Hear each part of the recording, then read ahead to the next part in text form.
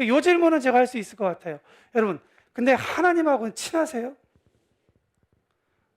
아멘.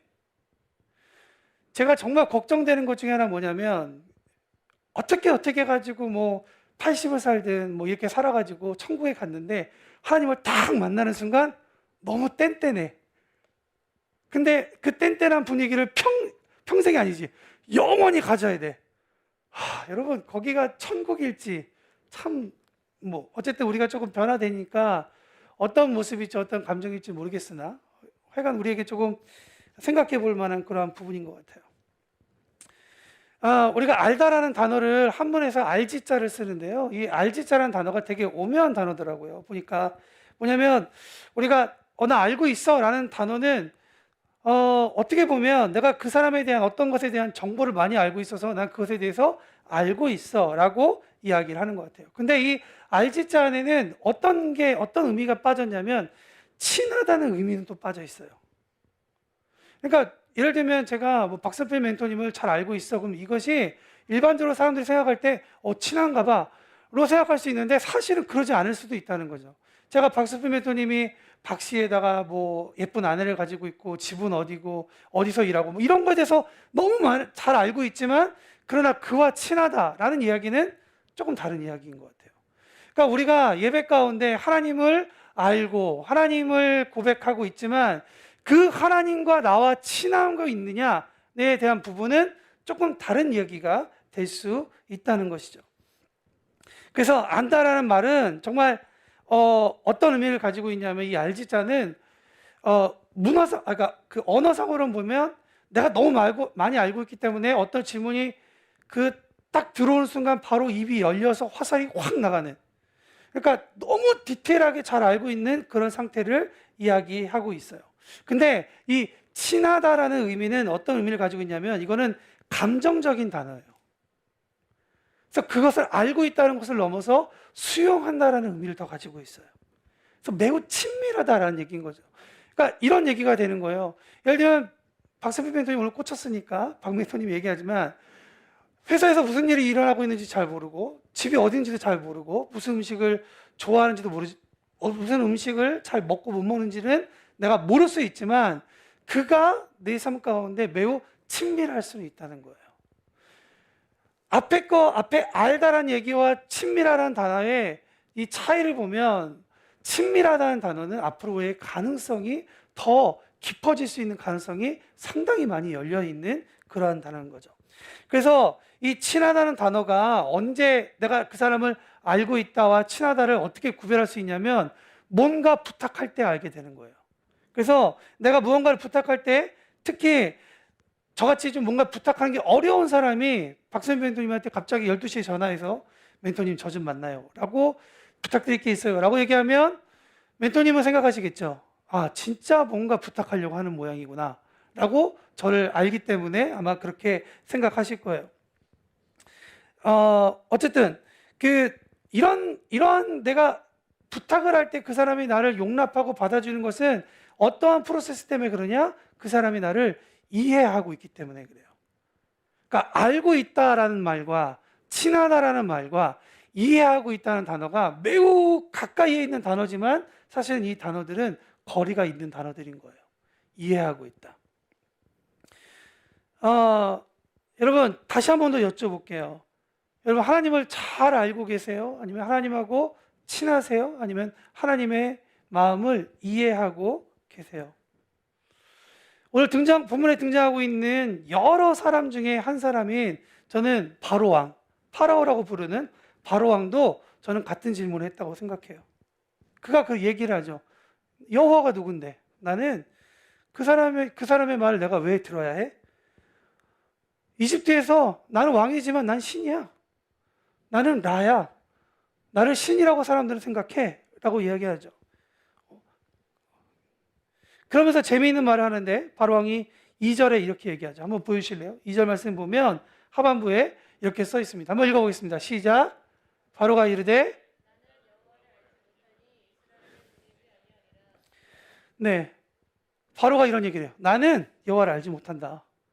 그러니까 모세, 네가 나한테 아무리 얘기를 해도 내가 네가 하는 이야기에 대해서 동의할 수 없다라고 이야기를 한다는 거죠. 여러분, 여기에 내가 여호와를 알지 못한다는 단어가 참 재미있는 단어예요. 이 알다라는 단어가 야다라는 히브리어거든요. 근데 이 야다라는 히브리어는 상당히 깊은 의미를 가지고 있어요. 뭐냐면 이건 부부간의 관계에 대해서 이야기를 하고 있는 거고, 그 다음에 한 사람과 한 사람이 가질 수 있는 최고의 친밀감에 대해서 이야기할 때 야다라고 얘기해요. 그러니까 이게 한국말로 표현하자면 어떤 거냐면 그 사람과 내가 방귀를 텄냐 안 텄냐의 관계가 되는 거예요. 방귀를 튈 정도면 정말 가까운 거죠. 혹은 관략근이 약해서 어쩔 수 없이 틀 수 있을지도 모르겠습니다만 여튼 그렇다는 거죠.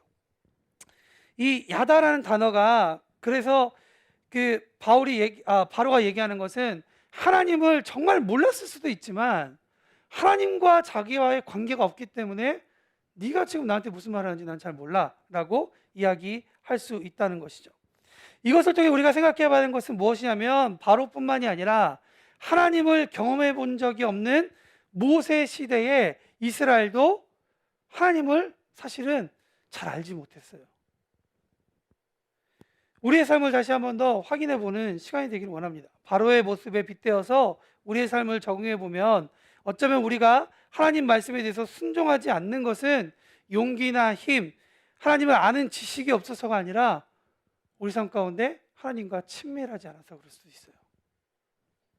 하나님에 대해서 신실하게 우리가 믿지 않아서 그럴 수도 있다는 것이죠. 좋은 기회가 있어서 제가 이스라엘 여행을 갈 때가 있습니다. 이스라엘에 가면 여러분 꼭 빠지지 않고 가는 곳 중에 하나가 사해바다예요. 여러분 아시다시피 사해바다는 어떤 바다예요? 뭔가 이렇게 사람이 들어가면 둥둥둥둥 뛴다 그러잖아요. 지금 사실 제가 인생 최고의 몸무게를 찍고 있지만 당시에도 인생 최고의 몸무게를 계속 경신하고 있었던 때예요. 근데 사해바다에 들어가는데 모든 사람이 다 뜬다는 거예요. 근데 이렇게 보니까 진짜 몇 명 안 되긴 하지만 정말 이렇게 좀 얇으신 분들이 이렇게 둥둥둥둥 떠다니는 거예요. 근데 내가 이런데 만약에 들어갔는데 나는 안 뜨면 어떻게 되나 뭐 이런 걱정을 했거든요. 그래서 한 발 한 발 사해로 들어갔죠. 무릎이 닿을 때까지 계속 들어갔어요. 그러면서 걱정했어요. 나 진짜 안 뜨면 어떡하지? 배영이라도 해야 되나? 뭐 이런 생각을 했거든요. 근데 들어가서 이렇게 살짝 누우니까 몸이 둥둥둥둥둥둥둥 뜨는 거예요. 무릎이 닿을 때까지 저는 계속 사람들이 했었던 말을 계속 의심하고 있었어요. 하지만 사회에 들어가니까 알겠는 거예요. 그때 쓰는 단어가 야다예요. 야다. 여러분, 하나님께서 우리에게 사실 이 말씀을 통해서 전 도전하는 한 가지가 있다고 생각하는데 뭐냐면 제가 맨날 수영에 대한 얘기를 해서 너무 죄송한데, 그러니까 내 몸의 수영이 잘 체득되는지 알 수 있는 방법은 뭐냐면 물에 빠지는 방법밖에 없거든요. 그러니까 내가 하나님을 신뢰하고 있어요. 그러니까 기도 잘해야 되는 거예요. 하나님, 주님을 만나고 싶어요 라고 하면 하나님이 만나게 하는 방법은 뭐냐면 하나님을 만날 수 있도록 그 상황 가운데 집어넣어 보는 거예요. 내가 진짜 사회에서 내 몸이 뜨는지 안 뜨는지는 이 몇천 킬로가 떨어진 서울에서는 알 수 있는 방법이 없는 거예요. 알 수 있는 유일한 방법은 사해 바다로 들어가는 거예요. 하나님은 우리를 그렇게 상황 가운데 집어넣으세요. 근데 그냥 버려두는 식으로 집어넣는 것이 아니라 하나님께서 그 집어넣음 가운데 함께 하고 있다는 거예요. 저는 오늘 말씀을 준비하면서 이런 생각을 해봐요. 말씀대로 한번 살아보는 게 너무 중요하겠다. 그리고 말씀을 믿어보기로 결정하는 게 중요하겠다. 그리고 내가 말씀을 순종하기로 한번 행동해 보는 게 좋겠다. 그래야 그 하나님이 내 하나님이 되겠다라는 것이죠. 누군가의 간증에서 나오는 하나님이 아니라 하나님은 나의 하나님으로 알려주고 싶으신 거예요. 그래서 여러분, 오늘 본문 말씀을 사실은 이 10가지 재앙이라고 불리는 이 사건의 전체를 보면 신학자들이 공통적으로 이야기하는 것이 뭐냐면 사실 이 10가지 재앙이 일어나고 있는 이 사건은 다른 누구에게가 아니라 바로 왕에게 하나님이 누구인지를 알려주시기 위한 사건이다라고 얘기를 해요. 그러니까 오늘 우리가 읽었던 말씀은 어떤 내용이냐면 하나님이 당신이 누구인지를 알려주기 원하신다는 거예요. 그 하나님은 그 당시에나 지금이나 우리 삶 가운데 똑같이 이야기하고 있는 거예요. 상황이 어렵다고, 상황이 뭔가 내가 원하는 데 풀리지 않는다고 생각하고 걱정하시는 그러한 여러 가지 이유들이 있겠지만, 그러나 그 모든 이유 가운데 한 발 뒤로 해서 한번 이 질문해 보세요. 이 가운데 하나님은 어디 계시는가? 그리고 하나님은 무엇을 원하시는가? 근데 재미있는 건 하나님께서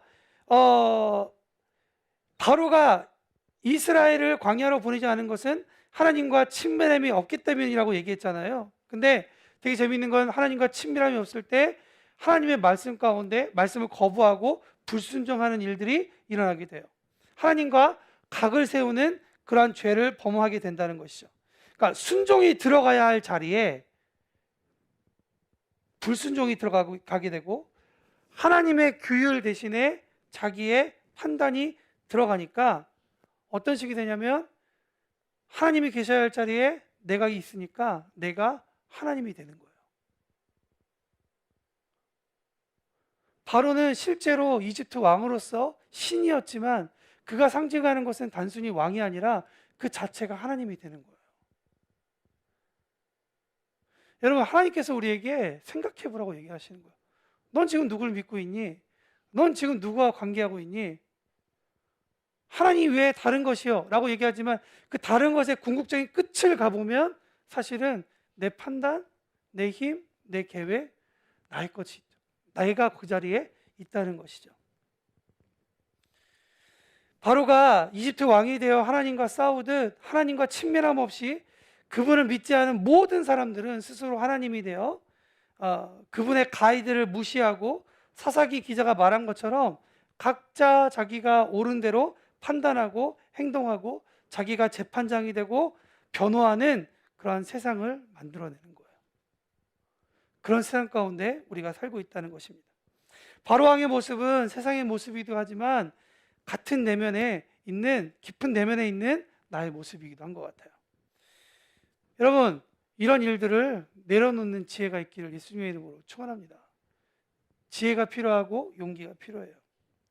오염된 하천 가운데 살고 있는 물고기를 여러분 혹시 영상이나 아니면 여러분들 그냥 말씀만 드려도 그게 어떤 상황인지 아실 거예요.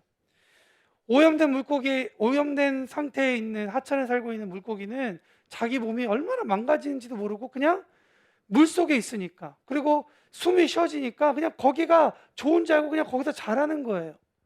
근데 그것이 오염된 하천이라고 알고 있는 사람들은 어떻게 하고 싶어요?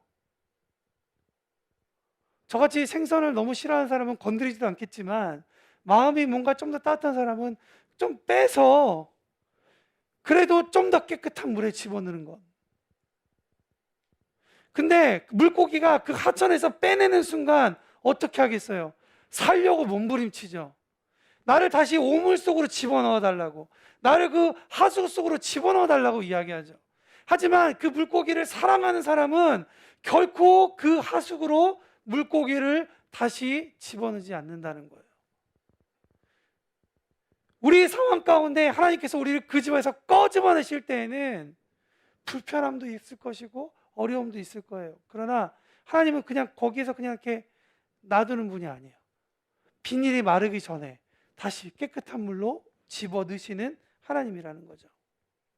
이것이 하나님이시고 하나님의 마음이에요. 이것이 우리의 인생을 붙잡는 하나님이시라는 거죠. 적어도 하나님의 관점에선 우리를 바라보는 모습이 그렇다는 거예요.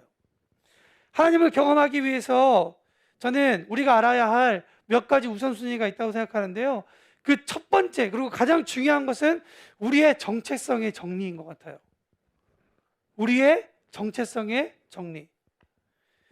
그러니까 철학의 문제이기도 하고 쉽지는 않죠. 왜냐하면 성경적 관점에서 볼 때 우리는 창조되었는데 우리에게 없는 창조자의 시선으로 우리의 인생을 해석하려고 하니까 해석이 당연히 안 되는 거죠.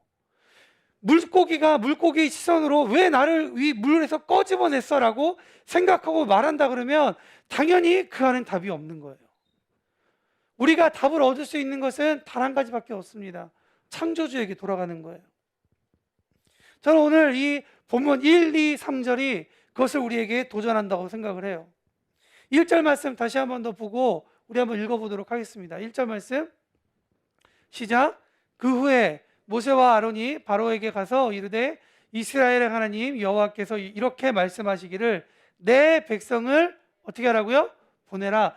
여러분, 우리의 정체성은 뭐냐면 내 백성이라고 불리우는 거예요. 내 백성이라고.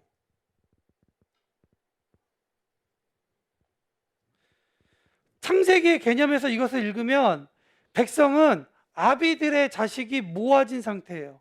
그죠? 아브라함이 자식들을 낳아서 그것이 민족을 이루고 그 민족이 커져서 백성이 되었죠. 한 국가가 되었죠. 창세기의 개념에서는 이것이 백성이라는 단어가 아들들, 딸들이라는 개념인 거예요. 그러니까 하나님께서 우리에게 이야기하고 계시는 거죠. 야, 너는 내 딸이고 내 아들이다. 내 아들과 내 딸이 이 시궁창 안에 하수 가운데 있을 수 없다라고 하나님께서 이야기를 하시는 거예요. 두 번째, 하나님께서 우리에게 말씀하신 두 번째 정체성은 뭐냐면 정하신 그곳에서 하나님과 만나야 된다는 거예요. 1절 중간에 보면 내 백성을 보내라. 그러면 그들이 어디에서요? 광야에서 내 앞에 절기를 지킬 거다라고 이야기를 한다는 거죠. 여러분, 재밌지 않아요? 성전에서 예배를 드려야죠. 잘 세팅된 곳에서 예배를 드려야죠. 어떻게 예배를 드리는데 하나님 앞에 나아가는데 광야로 보내요. 내가 하나님이라면 이집트에서 제일 좋은 명당, 제단 가지고 와. 내가 거기서 예배 드리게 할 거야 라고 할 거예요. 근데 하나님은 그렇지 않아요. 광야로 보내시는 거죠. 그러니까 하나님 우리에게 있어야 할 곳에 대해서 이야기해 주고 있는 거예요. 세 번째, 우리의 정체성은 어떠한 정체성을 가지고 있냐면 제사를 드리게 되는 정체성을 갖고 있어요. 무언가를 예배하는 존재라는 거죠. 첫 번째, 여러분, 하나님의 백성이다, 하나님의 아들과 딸이다라고 말씀드렸는데요. 여러분, 태어나면서부터 지금까지 우리가 정말 믿겨지지 않는 한 가지 놀라운 사실이 있고요. 또 우리가 정말 믿는 사람들이다, 믿음의 사람들이다라고 생각하는 건 뭐냐면 그냥 엄마 아빠가 몇 월 며칠 날 너는 태어났어 라고 얘기할 때 그냥 그걸 믿는 거예요. 그렇지 않아요? 아, 나는 11월 6일 날 태어나고 싶지 않은데 엄마가 11월 6일 날 태어났대. 그걸 어떻게 믿어요? 근데 누가 너 생일 언제야? 라고 물어보면 11월 6일이요 라고 얘기하거든요. 내가 한 번도 작성해보지 않은 서류를 딱 보면 그렇게 써 있으면 아, 이게 내 생일이구나 로 그냥 믿게 된다는 거예요. 여러분, 이게 우리가 부모의 자녀됨을 감정이나 감성으로 아는 게 아니라 그거는 그렇다고 얘기하는 것에 대해서 믿는 거예요.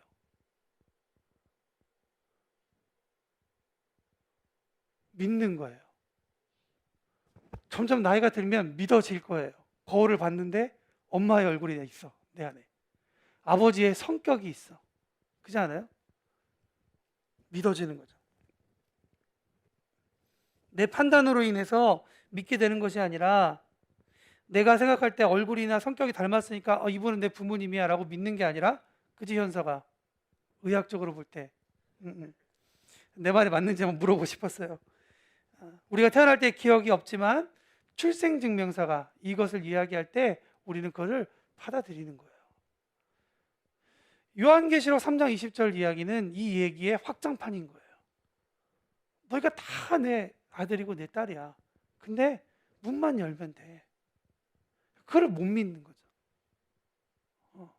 두 번째, 본문에서 하나님께서 만나고자 하시는 포인트는 광야라는 곳이에요. 광야 아트센터 말고 광야. 하나님께서 내가 절기를 만들어 가지고 그들을 만나겠다라고 얘기하는데요. 사실 이 절기 얘기는 아직은 존재하지 않는 얘기예요. 절기는 나중에 생기게 돼요. 그러니까 하나님께서 가지고 계신 계획 중에 하나였는데, 내가 절기, 그러니까 오늘날로 얘기하면 예배라는 단어를 바꿀 수 있는데요. 여러분, 예배를 광야에서 드린다고 생각해 보세요. 오늘부터 찬양팀 우리 사하라 사막 가운데 예배 드리겠습니다 이러면 아마 이 중에 신실하니까 다 남아있겠지만, 저 같은 사람은 안녕히 계세요, 나중에 봬요, 이럴 거예요. 사막에다가 뭔가 무대를 만들고 그런 수고를 해? 그냥 세팅돼 있는데 가는 게 좋잖아. 여기에 하나님이 있겠지. 여기에 하나님을 만났는데 자꾸 어떤 장소를 얘기해도 내가 만나는 장소를 원한다는 거예요. 하나님은 내가 원하는 장소에 계시는 게 아니라 하나님은 계시는 곳에 계시다는 사실을 우리가 기억해야 돼요. 반대로 얘기하면 지금 내가 어려운 상황이 있고 고민되는 상황이 있고 뭔가 비전이 필요하고 기도 제목이 필요한 그 자리로 하나님이 계시고, 하나님께서 그 자리로 나아오라고 이야기를 하고 계시는 거예요. 광야로 나와라. 너 병이 있지? 그 병의 자리로 나와라. 너 직장에 뭔가 문제 있지? 그 문제의 자리로 나와라. 관계가 문제 있지? 그 자리로 나와라 라고 하나님께서 말씀하시는 거예요. 내 마음대로 내가 결정하는 장소에서는 하나님을 만날 수가 없는 거예요. 왜 하나님이 안 계시냐고 물어보면 그건 어쩌면 우리에게 스스로 이야기하고 질문할 수가 있는 거예요. 내가 진짜 하나님을 만나는 그 자리에 있나? 화려하고 잘 되고 잘 준비되어 있는 그곳이 아니라 하나님께서 포인트 하시는 곳. 신약의 개념에서는 하나님을 만날 수 있는 곳에 대해서 설명하지 않지만 만날 수 있는 방법에 대해서 얘기를 해요. 뭐냐면 예수님이 길과 진리와 생명 된다고 얘기해요. 그래서 예수님을 통해서 우리가 하나님을 만나는 거예요. 예수님이 아니고는 하나님을 알 수도 경험할 수도 없는 것이죠. 내가 왜 하나님께 순종하지 못하였는가? 바로 양은 설명하죠. 나는 하나님을 알지 못한다. 그러면 하나님의 답변은 뭐죠? 그래, 그럼 내가 누군지 알려줄게. 내가 누구인지 알려줄게. 10가지 재앙의 시작이에요. 근데 이 재앙이라는 단어가 사실은 성경에 나와 있지 않지만 이 10가지에 대해서 뭐라고 성경은 얘기하고 있냐면 10가지 표징과 이적이다라고 얘기해요. 그러니까 하나님이 어떤 분이신지를 알려주는 사인이다라는 얘기인 거죠. 하나님은 우리 삶 가운데 찾아오셔서 우리를 그렇게 알려주고 계세요. 너 힘들지? 너 지금 너무 잘 가고 있지? 그 가운데 내가 너의 하나님이야. 하나님이 계속 알려주고 계시다는 거죠. 세 번째, 우리가 정리해야 될 것은 뭐냐면 아까 말씀드렸다시피 우리는 예배하도록 만들어진 존재예요. 근데 중요한 거는 뭐냐면요, 무엇을 예배하냐가 중요해요. 여러분, 오늘 무슨 예배 드리셨어요? 어떤 예배 드리고 계세요? 이 예배라고 제가 말씀드린 이 제사라는 단어는 동물을 살육하다, 제사 드린다라는 의미를 가지고 있어요. 근데 이 단어, 자바흐라는 이 단어인데요, 이 자바흐라는 단어를 조금 더 설명하기 위해서 이 단어가 어떻게 쓰여졌지라고 보면요, 제바흐 쉐라밈이라는 단어를 써요. 제라흐 쉐라밈. 무슨 뜻이냐면 희생 제사라는 뜻이에요. 이 제바흐가 자바흐 되는, 그러니까 다시 말하면 이 희생 제사라고 하는 그 단어, 화목제라고 번역되는 이 단어 가운데 어떤 단어가 들어가 있냐면 쉐라밈이라는 샬롬이라는 단어가 들어가 있어요. 그러니까 이 제사라는 단어가 우리가 어떻게 볼 수 있냐면 여러 가지 성경의 제사들이 있지만 그 중에 크게 나누면 2가지 제사가 있는 거예요. 하나는 우리의 죄를 씻기는 제사, 하나는 하나님과 화목하고 친밀하고 그분을 더 알게 되는 그러한 제사인 거예요. 근데 오늘 이 제사라는 단어 보니까 이 쉐라밈이 빠져버리면, 하나님의 샬롬이 빠져버리면 그냥 이 제라흐라는 단어만 남아서 예배만 남게 돼요. 근데 이 예배라는 단어는 뭐냐면 다른 것과 완전하게 관계하고 예배하고 살게 하는 가능성을 열어주는 단어인 거예요. 바로왕처럼 자기 자신을 제사하거나 자신의 지혜, 그동안 쌓아두었던 스펙, 평안함, 안정, 계획 등을 예배하면 그것들과 계속 관계해서 그것들이 내 삶을 이끌어가도록 하게 한다는 거예요. 그러니까 하나님을 예배하고 있지만 나의 궁극적인 목적은 나의 안정을 위해서요. 물론 하나님을 믿으면 하나님께서 우리에게 안정을 주시죠. 그러나 안정을 얻기 위해 하나님을 만나는 것과 하나님을 만나서 안정을 얻는 것은 완전히 다른 부분이라는 것이죠. 그래서 바로는 자기가 원하는 것을 얻기 위해 수많은 신들을 갈아엎었어요. 수많은 신들을 예배했어요. 근데 그런 모습이 하나님을 알지 못하는 이스라엘에게도 똑같이 등장하고 있다는 거예요. 그러니까 내가 시험 보기 전에 예배를 좀 드리고 내가 어떤 중요한 미팅을 하기 전에 뭔가 금식 기도를 하는 게 하나님을 의지하는 게 아니라 내가 그냥 어떤 루틴이 되어버린다면 그건 하나님을 제대로 알고 있지 않다는 거예요. 그러니까 하나님께서 야, 그렇게 살고 있었던 세상에서 나와서 출애굽에서 나와 새로운 땅으로 가자라고 이야기하는 거예요. 그래야 우리가 우리대로 살 수 있기 때문에 그래요. 제대로 깨끗한 물에서 물고기로 살 수 있기 때문에 그렇다는 거예요. 다 읽지 않았지만 모세와 아론이 바로왕에게 이스라엘을 광야로 내보내 주세요라고 얘기할 때, 제사 드리게 해달라고 얘기할 때 바로는 한마디로 거절해요. 그래서 야, 이게 너무 얘네들이 너무 일이 쉬우니까 일이나 더 줘라. 더 고생시켜요. 만일 이스라엘 백성이 하나님과 친밀했다면 어떻게 했을까요? 오히려 하나님 앞에서 기도하고 하나님의 뜻을 구하고 막 그럴 거잖아요. 19절과 21절 말씀 한번 읽어보도록 하겠습니다. 19절 시작.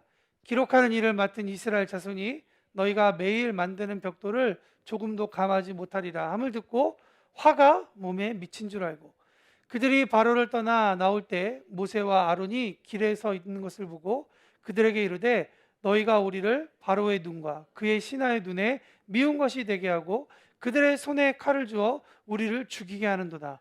여호와는 너희를 살피시고 판단하기를 원한다. 여러분, 축복의 말 같지만 그게 아니라 완전히 저주하는 거죠. 하나님을 전혀 알지 못하는 행동인 거예요.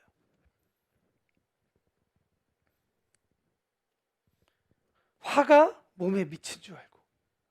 이들이 예배하고 있는 예배는 무엇이었을까요? 평안한 삶이었던 거예요. 평안한 삶. 어디서 많이 들어본 얘기 같지 않아요? 예수님을 만났던 부자 젊은이. 평안한 삶.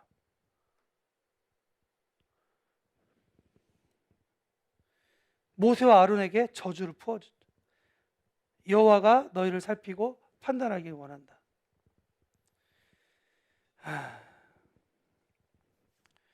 저에게 주시는 단어는 알고라는 단어예요. 보통 본다라고 번역되는데 왜냐하면 나타나고 증명되고 경험되는 것을 보아서 알기 때문에 그래요.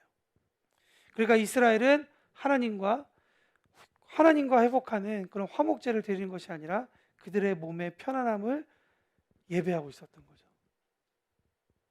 저는 오늘 이 오후에 여러분들과 함께 진지하게 다시 한 번 더 우리 삶을 돌아보기를 원합니다. 말씀을 마치면서 저도 이 말씀을 하나님께서 왜 주셨을까라는 질문을 새벽부터 일찍 일어나서 계속 해왔어요. 하나님께서 이 질문을 우리에게 왜 주셨을까? 그리고 이 내용을 읽은 독자들은 어떤 상황 가운데 읽었을까? 출애굽기를 읽게 하시는 그 이유는 무엇일까? 라고 생각을 해봐요. 근데 여러분 그거 아세요? 교회가 새로워질 때, 공동체가 새로워질 때 하나님은 특별히 더 예민하세요. 잘 세워져야 되니까. 오늘 오전 설교 이따가 유튜브에 가서 한번 들어보세요. 장수현 목사님 말씀 선포하셨는데요. 시편 24편을 가지고 말씀 선포하셨지만 같은 맥락인 거예요. 여호와 미련하게 전쟁터에 여호와의 궤만 갖고 나가면 무조건 승리한다고 생각했었던, 하나님을 잘 알지 못했던 사람들 때문에 여호와의 궤를 블레셋에게 이스라엘이 빼앗기죠. 그것을 다시 갖고 돌아오는데 다윗이 너무나도 즐거워했어요. 그러다 보니까 그 가지고 오는 과정 가운데 하나님께서 말씀하시는 대로 그 여호와의 궤를 가져오는 것이 아니라 다윗의 마음대로 가져오게 했어요. 원래는 제사장들이 어깨에 메고 가지고 와야 되는데 멋있는 소, 우마에다가 싣고 오는 거죠. 그러다가 그 우마가 흔들려서 성전 궤가 넘어졌어요. 넘어지면 안 되니까, 땅에 처박히면 안 되니까 웃사라는 사람이 그걸 잡죠. 어떻게 됐을까요? 하나님이 착하고 충성된 종아, 네가 이 궤를 깨끗하게 지켰으니 내가 너를 지켜주겠다라고 했을까요? 아니죠. 즉사해버렸어요. 우린 너무 하나님을 몰라요. 너무 많은 면에서 하나님을 오해하고 있어요. 전 여러분에게 정죄감을 주려는 것이 아니라 저와 여러분이 이 시즌 가운데 우리가 하나님을 더 알 수 있는 그런 시즌이 되었으면 좋겠어요. 왜 힘들다고 얘기하는데 하나님을 찾지 않나? 왜 여러 가지 고민이 있는데 왜 하나님 앞에 간절히 붙잡지 않나? 생각해 보면 하나님을 잘 알지 못해서 그래요. 제가 돈이 필요하면 가장 먼저 뭐가 생각나겠어요? 돈 많은 사람이 생각나겠죠. 그렇지 않겠어요? 제가 노래가 필요해요. 누가 먼저 생각나겠어요? 은지가 생각나겠죠. 제가 커피 마시고 싶어요. 누구 생각나겠어요? 책임자면 생각나겠죠. 그렇지 않다는 거예요. 우리는 하나님이 우리한테 이야기하시는 거예요. 이제 돌아오자. 돌아왔으면 좋겠다. 왜냐하면 우리가 돌아와야 우리를 통해서 사람들이, 우리가 빛이고 소금이기 때문에 우리를 통해서 하나님을 보게 되는 거예요. 우리를 통해서, 다른 사람이 아니라. 잠깐 기도했으면 좋겠습니다.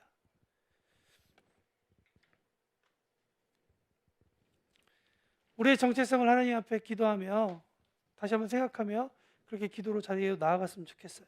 하나님, 내 삶을 다시 한번 돌아보게 하십시오. 나의 콜링이 어디 있는지, 그리고 나는 그 부르심 가운데 잘 살고 있는지.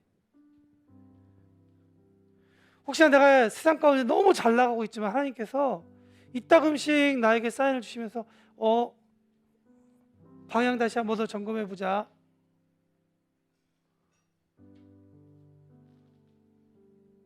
어쩌면 내 삶 가운데 자꾸 뭔가 풀리지 않는 문제들 가운데 하나님께서 나에게 오라 라고 이야기하는데 우리가 그 길을 가지 않는지.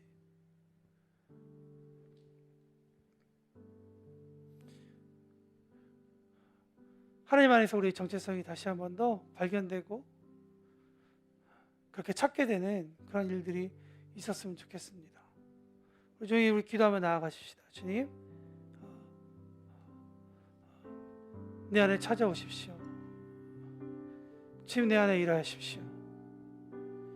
주님, 내 안에 역사하십시오. 내 안에 오셔서 주님 일하십시오. 혹시나 내가 주인이 되고 내가 하나님이 되려고 했었던 그런 마음들이 있었다면 하나님, 내 마음을 다시 틀어주시고 주님의 길로 갈 수 있도록 나를 도와주십시오. 이 시간 그렇게 기도하며 나아가겠습니다. 기도하겠습니다.